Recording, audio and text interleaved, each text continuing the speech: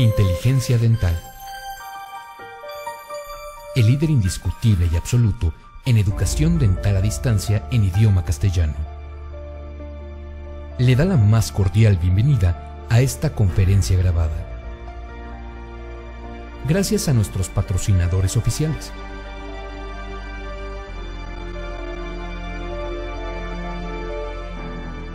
Le ofrecemos siempre un amplio abanico de temas útiles y de actualidad, entregados con alta calidad, por excelentes conferencistas.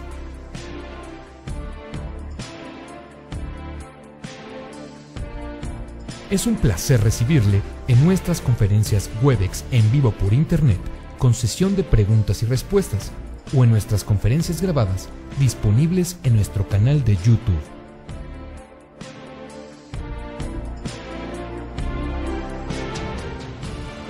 Sus sugerencias y comentarios son bienvenidos en promo@inteligenciadental.com. Por último, le invitamos a visitar nuestro website, en donde encontrará toda la información disponible: www.inteligenciadental.com. Que disfrute esta conferencia.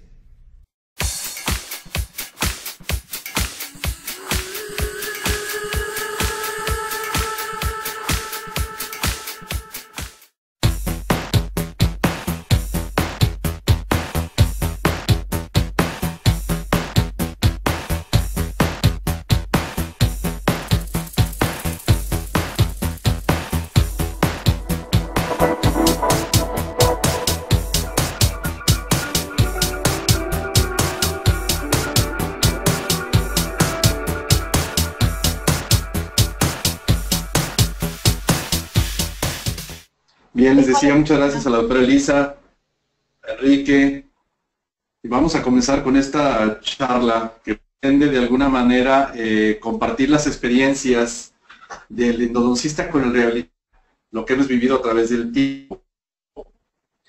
Es importante, la relación que tenemos es difícil en ocasiones, como bien lo dice la doctora Elisa, y bueno, lo más importante que tenemos que saber es cómo vamos a establecer un pronóstico acertado de esas pulpas que van a ser rehabilitadas. Paradójicamente resulta que los endodoncistas, que somos los encargados de eliminar a la pulpa dental, pues son los que más sabemos de cómo realmente protegerla. Y por eso es bien importante que nosotros podamos comunicarnos con nuestros referidores, para que ellos sepan qué pueden esperar de esos dientes, qué es lo que estamos tratando de evitar. Lo que tratamos de evitar precisamente es estas situaciones, que el rehabilitador hace una restauración completa, muy bonita, que le batalló muchísimo tiempo, dinero, esfuerzo, para que después de un tiempo corto, el paciente llegue con hipersensibilidad, o con abscesos, o con dolor simple y sencillamente, y nosotros tengamos que hacer tratamientos a través de las coronas o de las restauraciones, lo cual siempre nos han dicho no lo debemos de hacer, por muchas circunstancias. Sabemos que se pierde la integridad de la corona, se debilita el diente, no sabemos en qué condiciones está ese muñón, si hubo caries remanente, si hay filtración, etc. Y entonces ya nuestro trabajo está comprometido, tanto el del rehabilitador como el del endodoncista. Entonces esa es la idea que queremos transmitir el día de hoy. Cuando nos llega un paciente de este tipo, el paciente llega con este tipo de incrustaciones metálicas y lo primero que se le dice es, bueno, te las voy a cambiar. O sea, el metal ya no se usa, causa problemas y ahora te voy a hacer restauraciones muy bonitas. O el mismo paciente las pide, pero llega el paciente con estas restauraciones de más de 20 años de antigüedad, y cómo poderle decir al paciente que ese diente requiere endodoncia. Bueno, no siempre sucede. El paciente dice, oye, ¿por qué me vas a hacer endodoncia si yo nunca he tenido dolor, si a mí jamás me ha molestado? Lo que nosotros tenemos que enseñar a hacer a todos nuestros dentistas rehabilitadores, a hacer pruebas de sensibilidad, a saber que este diente, antes de ser restaurado, antes de ser tocado, necesito saber en qué condiciones está esa pulpa. Y lo más importante que le tenemos que transmitir a nuestros referidores es que la ausencia de dolor no es sinónimo de salud. Tenemos que hacer pruebas de sensibilidad, pruebas pulpares que determinen en qué condiciones está esa pulpa en este momento. Si yo les dijera que este caso en particular, el paciente jamás presentó sintomatología.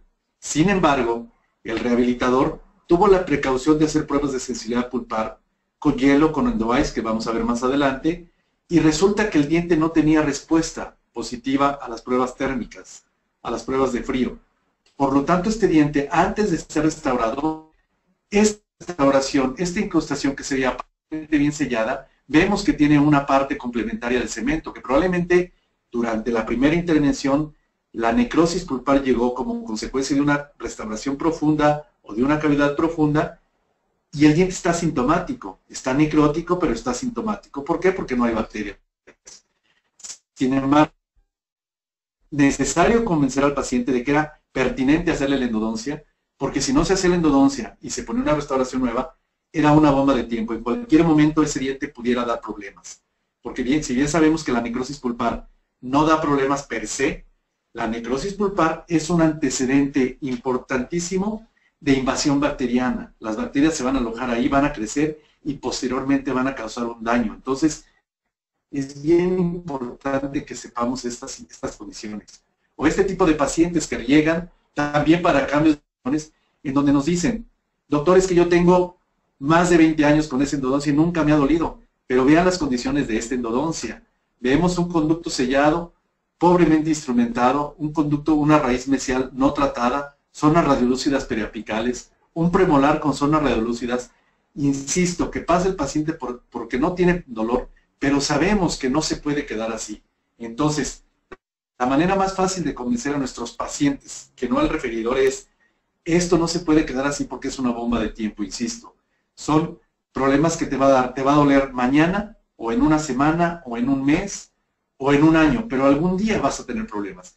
¿Y qué es lo más importante? Que traes un pedazo de carne ahí muerto adentro, y eso te va a causar problemas. Entonces, convencer al paciente de que eso no está bien, simple y sencillamente demostrándole con pruebas de sensibilidad la diferencia que existe entre un diente normal, cuál es la sintomatología normal de un diente sano, y estos dientes que ya no tienen sintomatología, ¿por qué no sienten? Porque están muertos. Y esta radiografía nos puede dar la evidencia de que estas manchas, las podemos decir al paciente que esas manchas es una reacción del organismo para defenderse ante una agresión que tarde o temprano le va a doler. Entonces hay que hacer tratamientos de conductos radiculares cuando realmente se necesiten, como todos estos casos que son asintomáticos.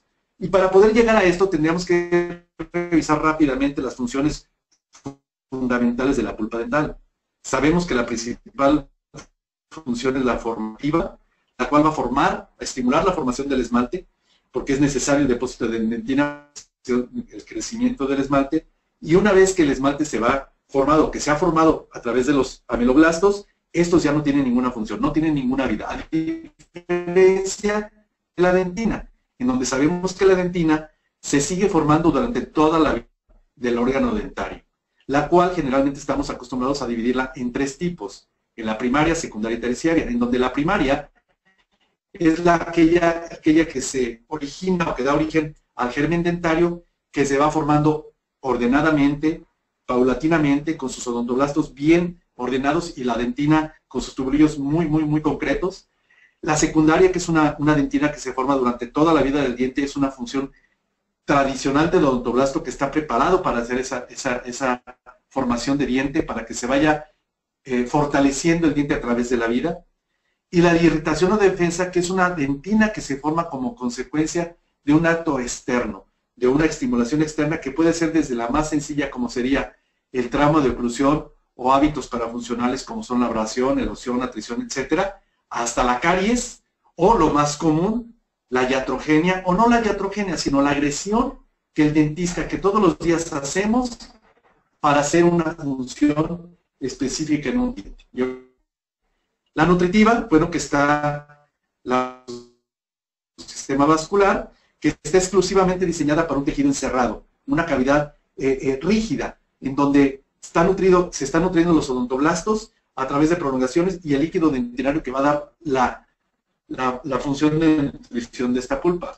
Evidentemente, dada por dos tipos de inervación, y la sensitiva, en donde es bien importante las fibras A, delta y beta, que son las fibras que están en la periferia de la pulpa y que solamente perciben el estímulo inmediato. Es una hipersensibilidad, una reacción de cambios térmicos, de cambios osmóticos que perciben estas fibras solamente esos cambios externos y que le dan un mensaje a la pulpa. Pero las más importantes son las fibras C, porque las fibras C son las que están en el centro de la pulpa y son las encargadas de provocar inflamación cuando la pulpa es agredida en una forma crónica o constante. También es importante conocer que esto va a dar el equilibrio de la presión intrapulpar. Se menciona que la presión intrapulpar es aproximadamente de 10 milímetros de mercurio y esta generalmente se permanece estable durante toda la vida del diente sano. Sin embargo, la alteración que podemos provocar con hábitos parafuncionales, con caries o con algún procedimiento operatorio, va a alterar esta presión intrapulpar, la cual puede ser alterada de dos maneras, que ahorita lo vamos a ver cuando se altera hacia arriba o cuando se altera hacia abajo. Y por supuesto, la función más importante que deberíamos de tener considerada, sí, en donde hay una respuesta inflamatoria inicial, como se los explicaba antes, se bloquean los tubulillos dentinarios con dentina peritubular y se forma dentina terciaria o dentina de irritación. Una vez que el diente o que la pulpa de un diente es estimulado para formar dentina de irritación, este diente jamás va a volver a formar dentina secundaria. O sea, se va transformando y su formación va a ser una dentina irregular, una dentina esclerótica, pero que ya no tiene la organización como para poderse defender en una agresión posterior. Y eso es importante que lo tengamos en cuenta de acuerdo a lo que dice desde hace muchos años Samuel Seltzer en el 77, que la pulpa tiene sus enigmas precisamente por sus cambios. Él menciona que la pulpa joven generalmente está compuesta de una gran cantidad de células odontoblásticas y muy pocos fibroblastos, a diferencia de la pulpa adulta, en donde hay más cantidad de fibroblastos y menos capacidad odontoblástica. ¿Qué quiere decir? Que las pulpas jóvenes tienen una gran capacidad de defensa porque tienen una gran cantidad de odontoblastos, que son las principales células de defensa. La pulpa adulta es una pulpa fibrosa que ya no tiene la misma capacidad de defenderse cuando es agredida por segunda o tercera ocasión o cuando ya el diente ha pasado por un tiempo determinado en la boca haciendo sus funciones naturales.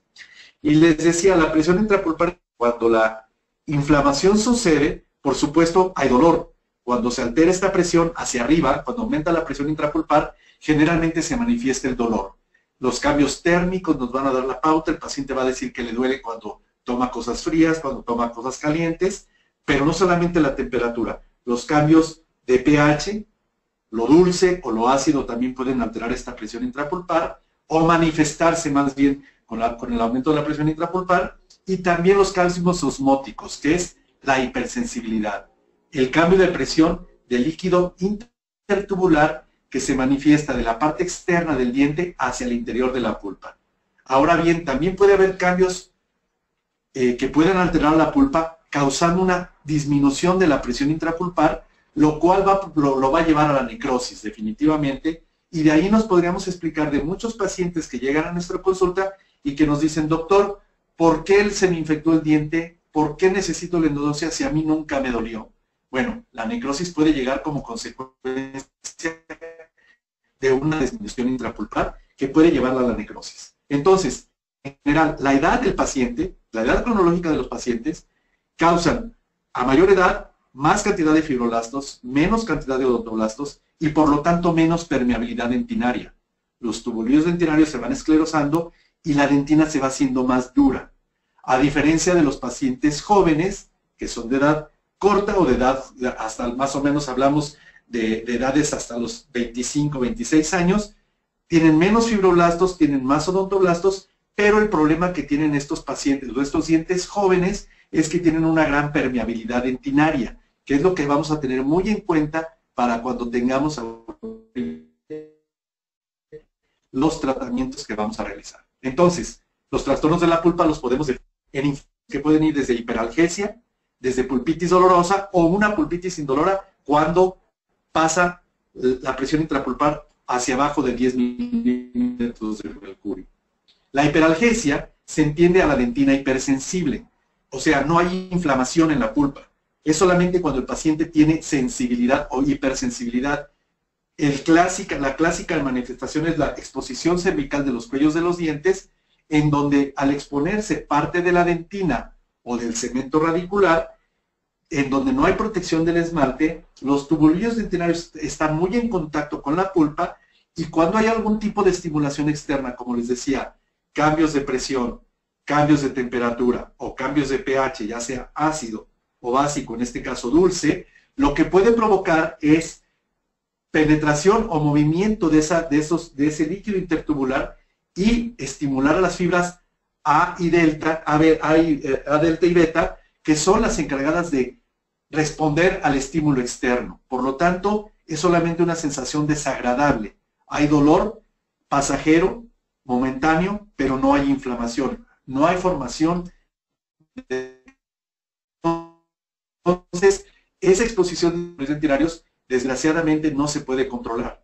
Y ahorita vamos a ver cómo se trata cada de ellas. Pero lo importante es que la hipersensibilidad no provoca inflamación pulpar, que la lleve a la irreversibilidad, y por lo tanto es algo molesto que se va manifestando con el tiempo, y que la única manera de eliminar esa hipersensibilidad es el bloqueo de la exposición de esos tubulillos dentinarios.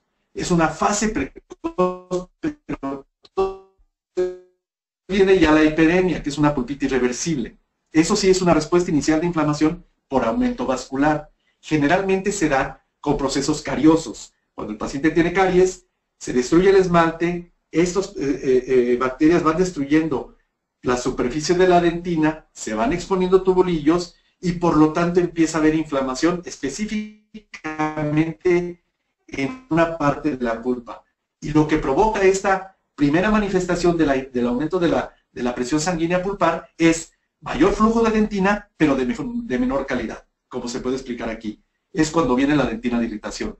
Se produce una dentina importante para protegerse en el punto de irritación, pero es de menos calidad. Ahora, si la irritación es leve o moderada, pues se va a producir menos cantidad de dentina, pero de mayor calidad. Y esto es importante tenerlo en cuenta, porque esta es la clave para los referidores, decirles cómo deben de tratar la pulpa, si es una pulpa joven o es una pulpa adulta. La pulpitis dolorosa, pues es un trastorno irreversible de la pulpa dental, cuando ya se manifiesta con un dolor constante o provocado que permanece más tiempo del habitual, y que el paciente entonces ya es un antecedente para que nosotros debemos de tener en cuenta. Ojo, cuando un paciente les diga, doctor, este diente que usted me restauró, me lo tapó hace 8 días, y ayer me estuvo doliendo mucho en la noche, me tomé un analgésico y se me quitó. Yo ya no me duele, yo creo que ya estoy bien. Aguas, el antecedente es importante. Un diente que duele en forma espontánea, un dolor que permanece, que necesita de algún tipo de analgésico para ser eliminado, es un signo inequívoco, un síntoma inequívoco de irreversibilidad pulpar. Lo tendremos en cuenta entonces, porque la permeabilidad de la pulpa, empieza a haber esclerosis dentinaria, se viene la migración de cristales de apatita y las prolongaciones odontoblásticas permanecen con cierta sensibilidad o mayor manifestación por estas terminaciones de las fibras C, que ya están inflamadas, las fibras nerviosas, las fibras C. Por lo tanto, hay formación de dentina nueva, y todo depende de la velocidad del ataque de caries para poder formar dentina reparadora o para formar tractos muertos que nos pueden llevar a... ¿Cuántas veces no nos has pasado también estos casos? El paciente que viene, como en esta imagen, que vino para que le cambiáramos una amalgama, resulta que se le rompió una cúspide, y lo que estamos haciendo aquí es ponerle una incrustación de cerámica. El paciente se va muy contento con su incrustación de cerámica, sin embargo al mes llega y le dice, doctor, se me está inflamando la encía, me sale una bolita y se me revienta como una espinilla y me sale pus. ¿No me duele? ¿Qué es lo que está pasando? Que ese diente o estaba necrótico antes de volverlo a tocar en la segunda restauración, o se necrosó durante el procedimiento, en donde nosotros no tuvimos la precaución de mantener la estabilidad de la pulpa sana, o bien se necrosó posteriormente como consecuencia de nuestro procedimiento operatorio. Y entonces vemos aquí la fistulografía, en donde se ve la punta de gutapecha a través de la fístula, que nos lleva a la zona periapical de la raíz mesiobucal, indicando que hay necrosis y que ya hay un proceso infeccioso crónico en este paciente. Pulpitis indolora, un trastorno irreversible que generalmente la lleva a la necrosis con la disminución de la presión intrapulpar. Y por lo tanto, la clave será entonces establecer muy claramente diagnósticos.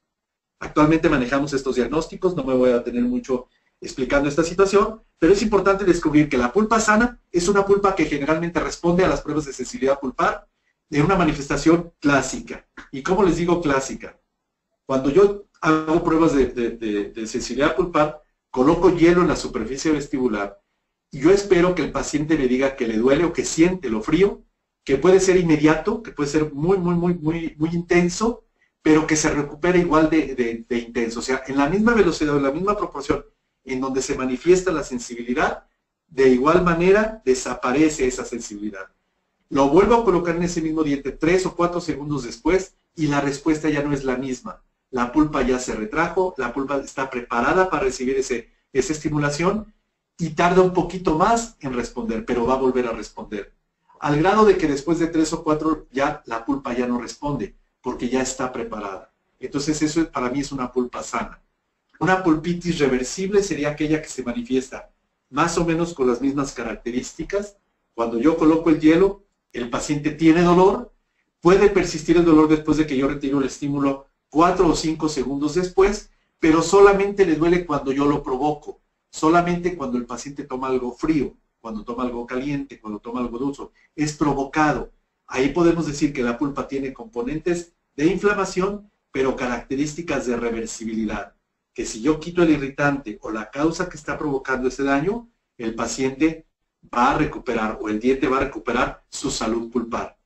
La pulpitis irreversible, sintomática o asintomática, ya son situaciones más específicas en donde, si bien yo provoco ese diente, el paciente va a tener dolor y tarda de 4 o de más de 5 segundos en desaparecer. Y después de que desapareció, si la vuelvo a estimular, vuelve a haber dolor y vuelve a tardar 5 segundos más o menos en volver a desaparecer el dolor. O bien, cuando el paciente les dice, doctor, anoche ya me estuvo doliendo, o si me tomo algo frío, no lo tolero, y me queda el dolor, se me prende el dolor y me queda permanentemente un rato, o bien me tengo que tomar un analgésico para quitarme el dolor. Estamos hablando de una irreversibilidad pulpar. También tenemos pulpa previamente tratada como diagnóstico cuando el diente ya tiene tratamiento endodóntico previo, o bien la necrosis pulpar, en donde generalmente no hay respuesta al estímulo del cambio de temperatura. Y vamos a ver cómo podemos descubrir cada uno de ellos. Y los diagnósticos que siempre deben de ir de la mano de un diagnóstico pulpar, que es el periapis sano, en donde no hay ni signos radiográficos, ni dolor a la percusión o a la palpación. El periapis está sano, no hay movilidad.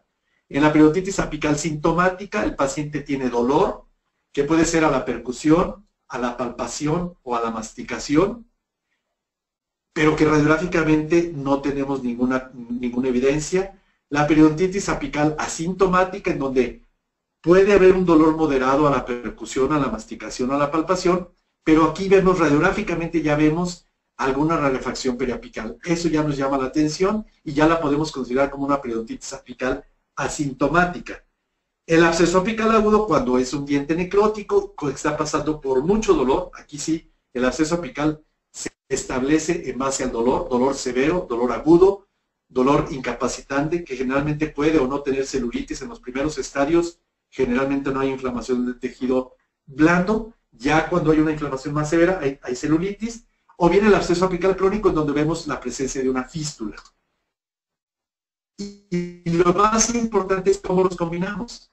Hay que saber que las pulpitis o pulpas vitales, que son la pulpa sana, la pulpitis irreversible, generalmente solo se pueden acompañar de diagnósticos periapicales de periodonto sano o periodontitis apical asintomática. ¿Sí? Perdón, aquí tendría que ser periodontitis apical.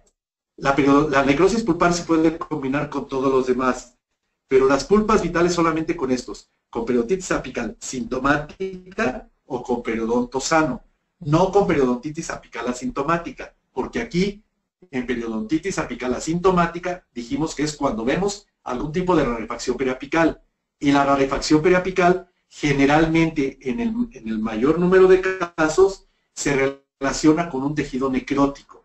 Por lo tanto, la necrosis pulpar o la pulpa previamente tratada se puede combinar con cualquiera de los diagnósticos periapicales.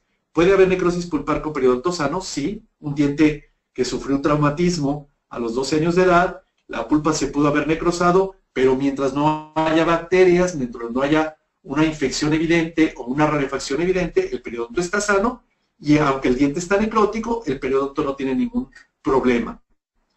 La necrosis pulpar con periodontitis apical sintomática generalmente nos dice que esa necrosis ya está causando un problema de infección. Está habiendo primeras manifestaciones de infección en el periápice, aunque radiográficamente todavía no podamos percibir alguna evidencia de rarefacción.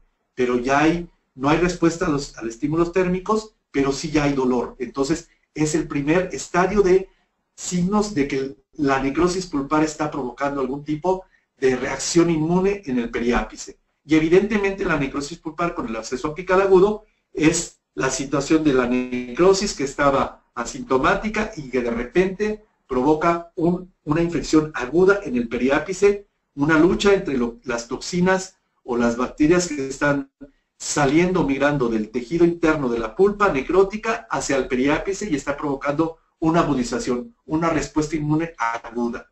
Y el absceso apical crónico, cuando ya esto está establecido y el organismo está controlando la necrosis pulpar, la reacción infecciosa, pero que ya hay una liberación de la presión. Generalmente es como nosotros la manifestamos. Entonces, el pronóstico más importante que el dentista debe de tomar en cuenta para poder intervenir. ¿Cómo vamos a establecer este buen pronóstico y este buen diagnóstico pulpar? Bueno, pues evidentemente haciendo historia. Lo más importante para saber cómo se comporta un diente o una pulpa es el factor acumulado. Las restauraciones previas y lo que estamos viendo aquí. Un paciente que viene con este tipo de restauraciones previas, donde radiográficamente vemos una disminución de la luz de la cámara pulpar, donde ya vemos cuernos pulpares muy pequeños, muy empequeñecidos, tenemos que hacer pruebas de sensibilidad pulpar, porque nosotros no nos podemos jugar el hecho de decir, bueno, si no le duele, pues quiere decir que está sano. No, puede ser que estos dientes en particular ya tengan un componente de necrosis y nosotros no lo sabemos. Y si quitamos estas incrustaciones, el referidor se puede llevar un chasco cuando, después de que haga sus restauraciones adecuadamente bien, unas coronas bien bonitas de porcelana, de circonia, de lo que ustedes quieran, el paciente regrese 15 días o un mes después con un dolor intenso provocado por una necrosis. Y entonces es cuando el referidor nos dice, ¿qué pasó si yo lo tallé con la mayor precaución, lo tallé con mi fresa consentida? Bueno, aquí la clave es que probablemente alguno de los dientes ya tenía un componente de necrosis previo. Por eso es bien importante establecer el diagnóstico de los dientes que ya tienen restauraciones previas. Si no hay caries por ahí adentro. Los cálculos pulpares, como en cualquier parte del organismo, los cálculos son una patología. Aunque es importante decirlo y comentarlo, que un cálculo pulpar no necesariamente nos lleva a la endodoncia o a la necrosis. Los dientes pueden tener cálculos pulpares, pero sabemos que ese diente que tiene un cálculo pulpar es una pulpa fibrosa, es una pulpa adulta, que tendrá un comportamiento muy diferente a una pulpa joven si yo quiero volver a restaurarla. Por ejemplo, un primer molar, un segundo molar, que tiene una amalgama, que provocó cálculos pulpares, en donde yo la voy a tallar para una corona, porque va a ser un pilar de fijo, porque tiene ausencia del 6, ese diente que tiene cálculos pulpares ya tiene una fibrosis importante y por lo tanto la tenemos que cuidar mucho, porque si nosotros procedemos como si fuera un diente joven, lo que vamos a provocar es que esa fibrosis de ese diente fibroso se pueda ir más fácilmente a una inflamación irreversible o a una necrosis. Insisto, vamos a platicar un poquito más al respecto, pero vemos muchos dientes de este tipo. Vean este cálculo, esta cámara. Este diente, por supuesto, ya tiene un componente de irritación importante. Ya fue agredido, ya formó dentina de irritación. Y por lo tanto, el remanente pulpar que queda vital aquí es una pulpa muy fibrosa, que ya no tiene una gran cantidad de odontoblastos para defenderse ante una agresión. Por lo tanto, si este diente yo lo voy a tallar y le voy a hacer una corona, debo de cuidar mucho el aspecto de conservar ese tejido sano, o bien, si yo voy a hacer una incrustación profunda, no me preocupa tanto una comunicación o si tengo una comunicación pulpar, ese diente ya no va a responder igual a un recubrimiento pulpar. Ese diente forzosamente será mejor recomendado hacerle la endodoncia porque es una bomba de tiempo. Y entonces aquí hay que compartir los riesgos con el paciente, hay que informarle al paciente. Tu diente radiográficamente tiene un cálculo pulpar, yo no lo puedo conservar así, no te lo recomiendo, porque lo más probable es que esa pulpa ya esté dañada. Ese cálculo es como un cálculo biliar, como un cálculo renal. Ahí está, y no duele. Pero si lo alteramos o si lo llevamos al catéter o al conducto de salida, va a provocar mucho dolor. Lo mismo sucede con los dientes. Si yo lo voy a tallar, lo que va a pasar es que va a haber presión intrapulpar que me puede llevar a la inflamación o a la necrosis. Y entonces el paciente ya lo sabe. Todos estos dientes con cálculos pulpares tendrán que ser forzosamente monitoreados después de haber sido tallados para ver si conservaron su vitalidad pulpar sana. ¿A qué me quiero referir? Que este diente en particular, si yo lo tallé para una corona, después de que le coloco el provisional y lo dejo cuando menos una semana con su provisional, cuando yo retire el provisional, lo normal será que el diente tenga sensibilidad pulpar manifiesta, pero que se recupere una vez que yo retiro ese estímulo. Si el paciente me dice que le ha estado doliendo poquito o que le duele mucho en cuanto le quitan el provisional, que no tolera ni lo frío, etcétera, probablemente esa pulpa ya no esté tan sana como para poderla dejar ahí, porque en un futuro inmediato puede causar una pulpitis irreversible o una necrosis. Y ahorita lo vamos a entender un poquito mejor. Como les decía, las calcificaciones son muy frecuentes, se presentan en 50% de los dientes. Aquí vemos algunos cálculos, ¿sí? Pero no necesariamente esto es indicativo de que hay que hacer endodoncia. Insisto, solamente que estos dientes vayan a ser intervenidos por segunda o tercera ocasión, entonces probablemente la estabilidad pulpar ya esté comprometida. A diferencia de los dientes que tienen cámaras pulpares muy grandes, pulpas muy jóvenes.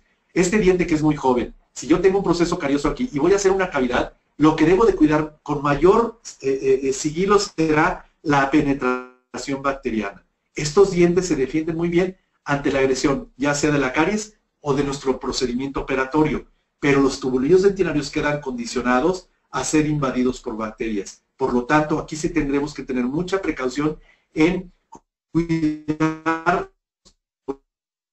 tubulillos como los que vemos aquí en la imagen de la donde están bastante abiertos y son muy susceptibles a ser invadidos por bacterias, sobre todo cuando nosotros estamos tallando esa dentina, cuando estamos interviniendo y estamos entrando a descubrir esa dentina para hacer algún tipo de restauración. Lo que estamos tratando de hacer es minimizar los riesgos. Si tenemos este ejemplo, aquí vemos un diente con caries, un diente joven que ha sido invadido por caries. Aquí lo más importante es quitar todo este tejido cariado. Es un diente joven, es una pulpa joven, por lo tanto, no le debo de temer a la comunicación pulpar en los dientes jóvenes. La comunicación pulpar, si bien es cierto que no es lo ideal, la comunicación pulpar también puede ser bien protegida, bien desinfectada. La pulpa tiene capacidad de respuesta para defenderse a que si yo dejo estas manchitas allá adentro, hago mi restauración por el miedo de no tener una comunicación, júrenlo que esas manchas son bacterias que vamos a dejar ahí y una vez que las cerramos y las atrapamos con una restauración, van a migrar hacia la pulpa y van a provocar una pulpitis o una necrosis. Por lo tanto, no tengamos miedo a las comunicaciones pulpares. Hagámosla si es necesario y protejámosla como debe de ser y como lo vamos a ver más adelante. Primero, las pruebas de sensibilidad. Yo les digo esto porque gracias a esta plática con los dentistas rehabilitadores, he tenido más trabajo porque me mandan a sus pacientes antes de ser restaurados para que yo haga pruebas de sensibilidad, para que yo establezca las condiciones pulpares y les diga cuándo sí y cuándo no un diente puede caer en endodoncia. Entonces les digo, lo más importante que sería para hacer una restauración es pruebas de dientes que van a ser rehabilitados. La prueba inicial, ¿cuál es la respuesta inicial? ¿Cómo responde ese diente antes de que yo le quite las amalgamas? ¿Tiene respuesta pulpar? Entonces, si tiene respuesta pulpar, una pulpa sana que responde rápidamente y que se recupera rápidamente, sé que es una pulpa que la debo de cuidar con ciertos aspectos muy importantes, que insisto, los voy a decir al final, pero que primero tenemos que establecer si está vital o no vital. Descartar que un diente que yo voy a restaurar o que le voy a cambiar una amalgama o una incrustación, descartar que esté necrótico, porque puede estar necrótico asintomático. Primero tengo que hacer esto. Hay dientes que no responden porque tienen una esclerosis semejante, pero un diente testigo, un diente que me diga cómo siente el paciente el hielo o cómo siente el endo-eyes. Y tenemos que ir de lo más simple a lo más complejo. Generalmente yo las pruebas de sensibilidad las hago con hielo. Si el hielo no me da una respuesta contundente, utilizo el endo-eyes, que es el dicloro de fluorometano, o bien cuando el paciente solamente me dice que le duele a lo caliente, estoy ante casos generalmente de pulpitis irreversible asintomática. Es aquel paciente que ya tuvo ese diente en particular, formó dentina de irritación, que formó cálculos, que la pulpa está fibrosa o que el remanente pulpar es limitado, que casi ya no hay tejido y que probablemente ese diente esté condicionado a que lo cuidemos en extremo cuando yo lo voy a tallar porque probablemente ya no pueda conservar estabilidad. Entonces decía, las pruebas generalmente se recomienda hacerlas en las caras vestibulares, que es la más sensible del diente. Cuando se lo caliente, insisto, ya es un diente totalmente irreversible. Ya la pulpa es una pulpa fibrosa que no tiene capacidad para percibir el frío. Solamente el calor le provoca dolor. O bien puede estar necrótico, puede estar en una vía de necrosis o descomposición, y el calor lo que provoca es que ese diente, las partes necróticas, hagan presión sobre las partes vitales y provocan mucho dolor. Y son aquellos pacientes que vienen con agua fría, de lo frío descubrieron que les quita el dolor. Esos pacientes son definitivamente pulpas necróticas o necrobióticas que tendrán que ser intervenidas. Y vamos a ver algunos ejemplos para ir entendiendo un poquito mejor. Este paciente, previo a la colocación de este puente, es un paciente de 54 años de edad, tenía una incrustación inlay en el 37. Era un diente vital, se tuvo la precaución de hacer pruebas de sensibilidad pulpar y estaba asintomático antes de ser tallado para esta corona. Después de un mes, el paciente llega, es el mismo paciente, con dolor agudo, espontáneo y a la temperatura. ¿Qué fue lo que pasó en este paciente particular? Bueno, que la pulpa era una pulpa que ya había tenido incrustaciones, que ya había tenido una manifestación de formación de dentina de irritación. Era una pulpa envejecida. Esta pulpa no fue cuidada adecuadamente, fue tallada quizá con una agresión mayor a la que pudiera ser, lo que provocó que esta pulpa se fuera precisamente por el producto que no se hizo adecuadamente. Se llevó a una pulpitis y tuvo que ser intervenido posteriormente haciéndole la endodoncia. Otro ejemplo, de 62 años de edad, que viene asintomático, a colocar este puente, viene asintomático, tenía una amalgama de 16 años de evolución. Se hicieron pruebas de sensibilidad en este paciente y el paciente no respondió. Este 47 no tuvo respuesta al frío. Sin embargo, como el paciente no tenía dolor, el dentista pensó que la pulpa estaba bien. Talló el diente y ¿qué fue lo que pasó? Dolor a la masticación y no a la temperatura. Este diente en particular estaba necrótico antes de ser intervenido por segunda ocasión. Por lo tanto, no se tuvo la precaución de hacer la endodoncia y tuvo después de que el diente ya tenía su puente fijo. Lo más importante es que recordemos el estudio de que publicaron en el Triple-O en el 65. Si no hubiera bacterias, no habría problemas pulpares. ¿Y a qué me refiero? Este estudio, a grandes rasgos, dividió 100 ratas de laboratorio, 50 en un medio totalmente aséptico y 50 en un medio totalmente contaminado o totalmente normal.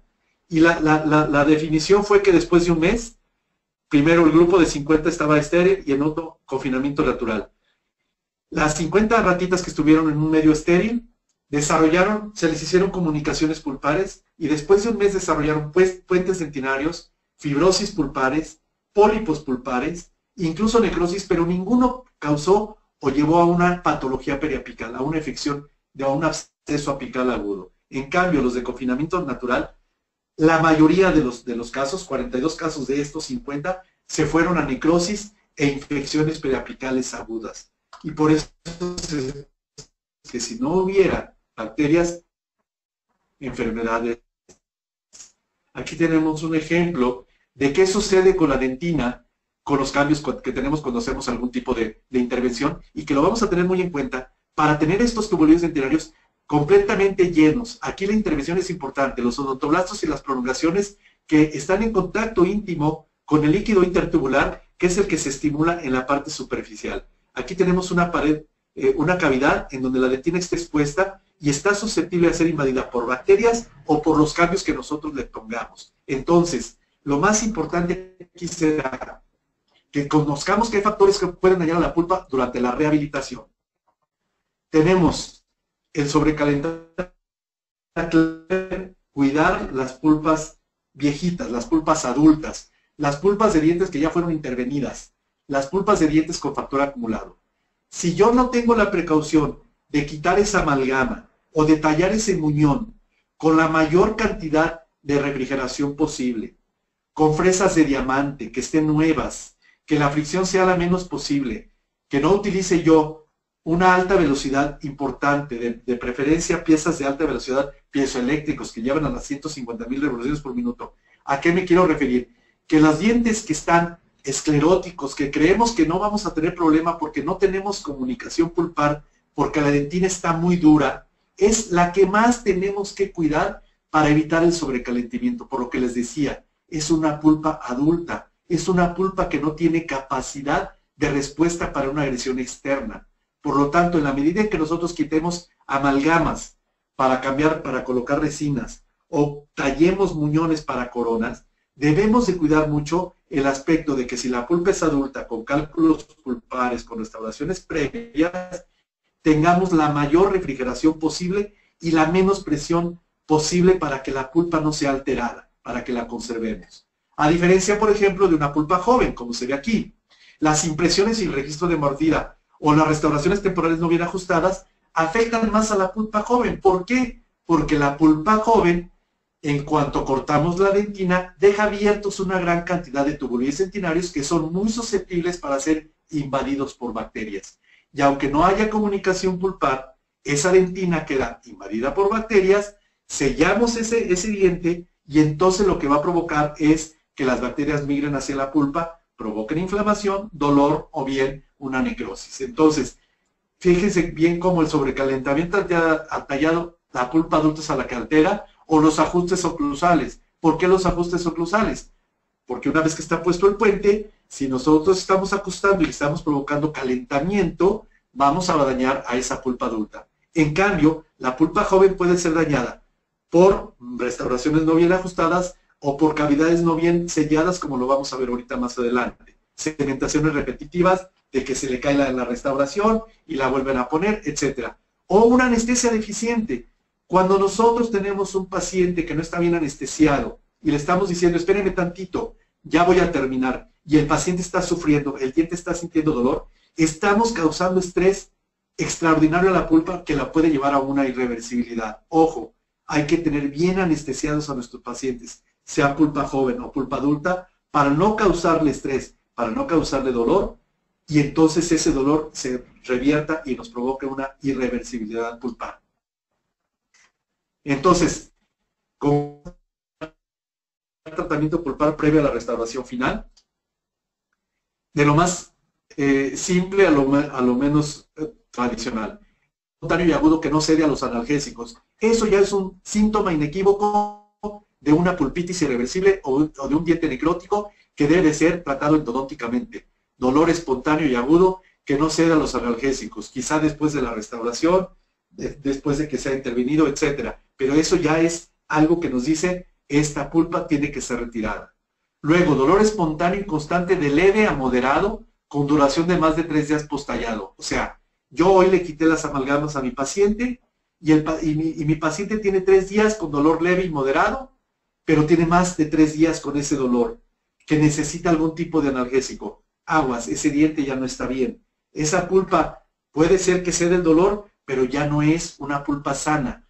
Habrá que hacerle pruebas de sensibilidad después de 15 o 22 días de que se manifieste este dolor y que desaparece, porque quizá esa pulpa ya se fue a una necrosis. Después, hipersensibilidad a los cambios térmicos con evolución constante más de 10 días.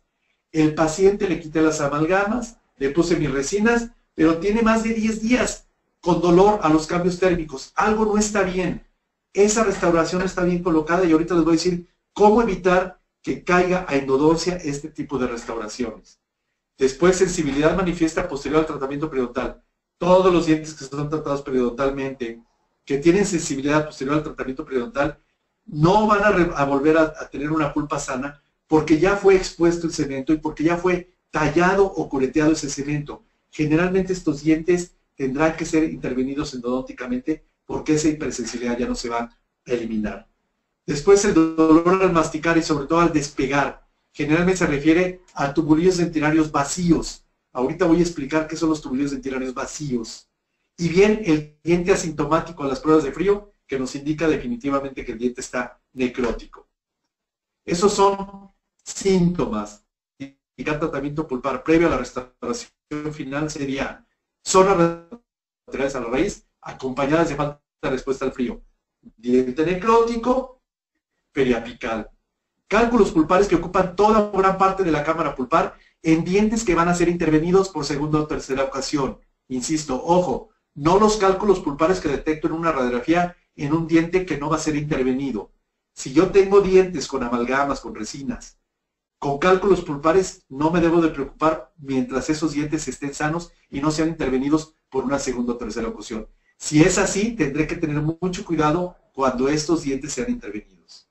Ya les decía, problemas periodontales avanzados, o cuando los dientes tienen 2 o 3 restauraciones previas desajustadas o caries recidivante. Ya es un indicativo porque la pulpa ya está cansada, está envejecida y probablemente caiga más fácil a una necrosis. Entonces, ¿qué es lo que se recomienda para esta situación?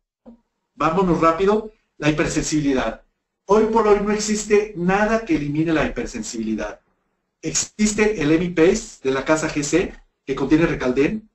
Es la única pasta comercial que ha demostrado disminuir de alguna manera la hipersensibilidad dentrinaria, la hipersensibilidad cervical, pero no es contundente. Hay también Colgate Pro Alivio, Oral-B, etcétera. Esas pastas lo único que tratan es de incorporar químicos, minerales, fluoruro, de Calden, etcétera, a los tubulillos dentinarios para evitar la hipersensibilidad. Pero si bien es cierto que disminuye, no es algo que sea contundente científicamente hablando. Ahora bien, que van a ser tallados. Para los dientes que les vamos a hacer, lo más importante va a ser, como les decía, si yo voy a cambiar amalgama, primero, tener en cuenta que esa pulpa es una pulpa adulta. Segundo, es una pulpa que debe de ser cuidada para no sobrecalentarla. Mucha refrigeración, una gran velocidad de revoluciones por minuto y fresas nuevas. No sobrecalentar a la hora de quitar. Quitar intermitentemente la amalgama, con mucho cuidado. Después de que ya eliminé mi amalgama, tengo que lavar la cavidad. Lavar ese lodillo que yo produje durante mi procedimiento. ¿Con qué? Con lo que ustedes quieran. Con cualquier desinfectante de cavidades, como puede ser la clorhexidina, el cloruro de benzalconio, el Concepsis o Cavity Cleaner, para darles algunos ejemplos comerciales, pero cualquiera es bueno. Lo importante es lavar. En caso de operatorio de restauraciones en muñón, lo que hay que hacer es colocar forros cavitarios, ya sea ionómeros de vidrio con resina, como Casa Vitrebón, como el de Vitrebón de la Casa 3M, o Fujiline Cement de la Casa GC, o bien el Fujiline LC, que no se utiliza el grabado. No hay que grabar, hay que lavar la cavidad, pero no grabar la dentina no se graba, hay que lavarla y sellarla. Lo que pasa cuando grabamos dentina, precisamente es que cuando yo quito una amalgama y grabo dentina, y luego coloco mi ionómero de vidrio y mi resina, el paciente va a tener hipersensibilidad. ¿Por qué? Porque el grabador lo que hizo fue deshidratar de más los tubulillos dentinarios. Y al deshidratar los tubulillos dentinarios, lo que va a provocar es una presión osmótica inversa. El paciente cuando muerde o cuando tiene cosas frías o calientes, provoca que ese líquido que quedó vacío dentro del tubulillo migre o viaje más rápidamente y provoque las fibras A y delta que provocan hipersensibilidad. Y por eso dice uno, oye, ¿por qué siempre que cambien resinas duele? Porque no se tiene el cuidado de tener esta situación, de quitar la amalgama con mucha refrigeración y de no deshidratar la dentina. Hay que lavarla, pero no deshidratarla. Luego colocar el ionómero. ¿Cómo protejo mi dentina? si no puedo colocar un ionómero? Existen los desensibilizantes y los selladores o protectores dentinarios. ¿Cuáles son? Los sensitizer, como adhesivos dentinarios, que ejemplos tenemos muchos. Hay uno muy bueno que es el Super Seal de la casa Phoenix Dental, porque favorece la remineralización. O sea, si yo tallo un muñón, en ese momento tengo que sellar los tuburillos dentinarios expuestos, porque si los sello después, ya no me sirvió de nada. Es en el momento, es como una herida. La dentina está herida en ese momento lavo y sello, con un sellador, un adhesivo dentinario adecuado. El Aquaprep, el Mesalcide, el Silaprocter, el Gluma, el Desensitizer. Fíjense cómo todos estos desensibilizantes que se les llama, que son adhesivos o protectores dentinarios, tienen etoxietilmetraquilato, que es esto, fluoruro y agua. ¿Por qué agua? ¿Por qué agua? ¿Por qué todo esto? La clorexidina. El etoxietilmetraquilato para sellar, para que penetren los tuburillos, pero sobre todo incorporan agua porque saben que deshidratamos la dentina. Si no deshidratáramos la dentina, no le pondrían agua. Esto está tratando de incorporar la humedad que nosotros le quitamos durante la desecación, ya sea por el grabado ácido o por deshidratar con la jeringa triple. Nunca debemos de hacer eso. Debemos de lavar y luego secar con algodoncito o con los microbrush, pero no con aire, porque eso deshidrata. No con el ácido, porque eso deshidrata. Eso es lo importante que tenemos que tener en cuenta. Entonces, a grandes rasgos, la plática evidentemente está resumida tratando de preservar el tiempo. Me fui muy rápido, pero yo quedo con todo gusto a sus órdenes para cualquier duda y si quieren las aclaramos en este momento. Muchas gracias. Muchísimas gracias, doctor Mauricio González. Le agradecemos mucho esta información tan interesante. Le pido por favor 2 minutos para que nuestros queridos idontonautas nos hagan favor de responder si quieren que se acredite su CADI, su constancia de asistencia digital, y si le parece bien regresamos en 2 minutos con usted. Muchísimas gracias, doctor.